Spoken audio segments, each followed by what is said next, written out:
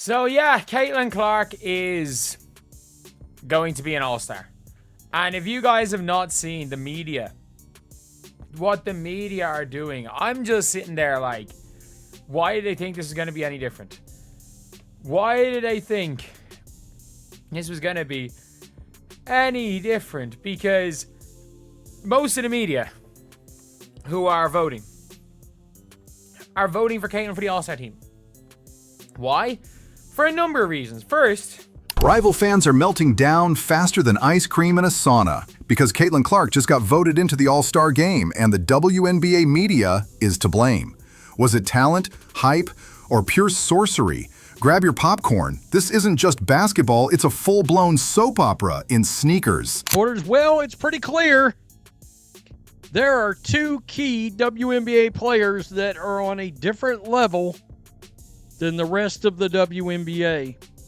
And when it comes to Caitlin Clark, she's even another step up from the person that finished second. But look, it'd be irresponsible of me not to mention Nafisi Collier in all this because, well, she got over 1.1 million votes herself. Caitlin Clark being in the All-Star game is not just appropriate, it's essential. It's like having Beyoncé at the Grammys. You don't question it, you just nod and move along. But here we are, with rival fans foaming at the mouth like Caitlin walked into the game with a forged passport and a cheat code. If this isn't the definition of an all-star, then what is? A player who juggles flaming basketballs while reciting Shakespeare in Mandarin? First, Caitlin, when she's played, has been the best guard in the WNBA. She has. I mean this when I say this. It is it's not like she's like a stratospherically better than a Skylar Diggins, but she's been better when she's been on the floor than any other guard. Even in her slump, she had a 20 and 10 game. She had a 20 and 10 game in her slump. She set the record of most 20 and 10 games. She's the only guard with triple-double. She had a 32, 9, and 8. She nearly had a 30-point triple-double in a win against the Liberty, who at that stage were undefeated. Let's be honest, Caitlin could be averaging 30 points, 7 rebounds, 12 assists, 100% from the field, and somehow still get called overrated by someone wearing a jersey they bought out of spite. She could literally turn water into Gatorade mid-game, and they'd complain it wasn't sugar-free. Caitlin Clark proves once again, nobody really started to care about the WNBA until she started playing. In 2023, in the WNBA All-Star voting, they got a total of 1.17 million votes, just a year before Caitlin Clark joined the league. 2 years later, 1.29 million votes as a single player. This isn't even about performance anymore. It's personal. People are mad she exists. She's good, and she's loudly good. Not quiet, humble brag good. She's good headline, which for some reason makes people itch. The same people who pretend they care about the integrity of the All-Star process, but suddenly go suspiciously mute when bench warmers with 2 points and a dream make it through because someone had a birthday on voting day. Well, what do you know? What do you know?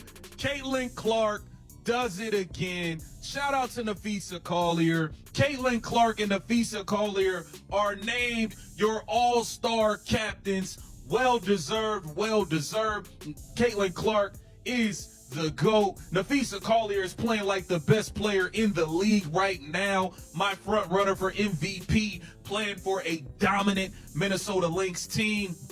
This is right. You guys got it right. They should be the all-star captains. And let's address the real problem here.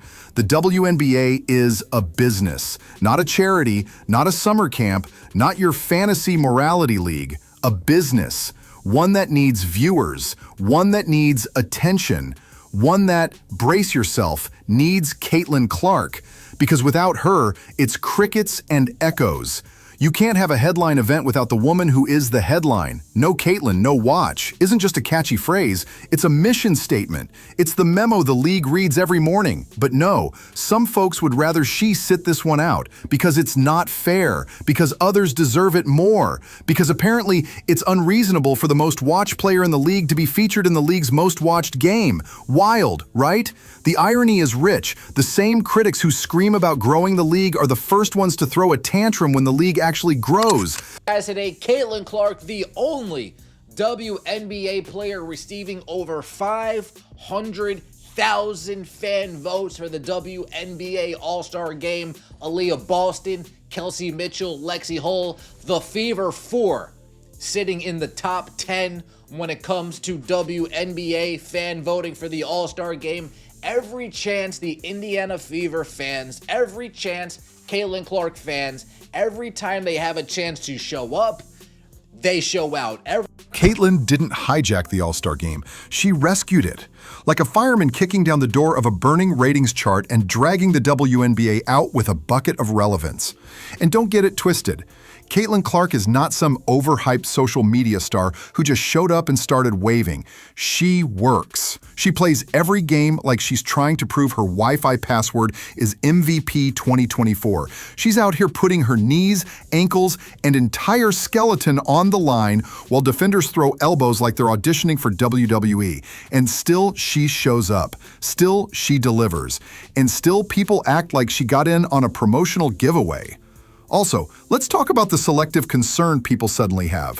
One minute it's, she's not even good. The next it's, she shouldn't be rushed back from injury.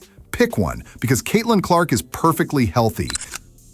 So the two best players in the WNBA, at least to me, are all-star captains. That being Caitlin Clark and Napheesa Collier. Of course, Clark, Indiana Fever superstar. Collier, star of the Lynx, who is having an MVP season. Clark has had a little bit of an up and down season for her, relatively speaking, because she's been in and out of the lineup. Collier did miss a few games with a back issue as well. And of course, Clark had the shooting slump before she went out with the latest injury. Don't know how much that was related or is related, but Clark's impact on the floor is apparent when you see her there and when you see her off, and her numbers are still awesome. Not to mention, she's by far the most popular player in the league, and this is decided by fan voting, and it makes you feel good about what the exhibition can be in Indianapolis. She's not dragging a leg behind her like a Civil War ghost, but people are more concerned about her hypothetical injuries than they are about their own dental appointments. Meanwhile, she's sprinting up and down the court like her feet owe her money. Let's not pretend this isn't also about ego. Some fans are just salty. They wanted their favorite to be the name, the face, the merch mover. And here comes Caitlyn stealing the spotlight in headlines like it's an Olympic event. And they're mad. Not because she isn't good, but because she is. She pleases us. That's the issue. And we are not easily pleased.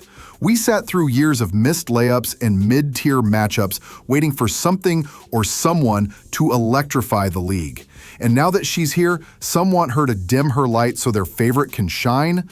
No, that's not how this works. This isn't a group project. This is the All-Star Game, and the All-Star Game demands stars, not shadows. And they were healthy, by the way, and there was no slumping Sabrina Ionescu. Like, Sabrina Ionescu had 32 or 34, and they still managed to win from Caitlin Clark. It is genuinely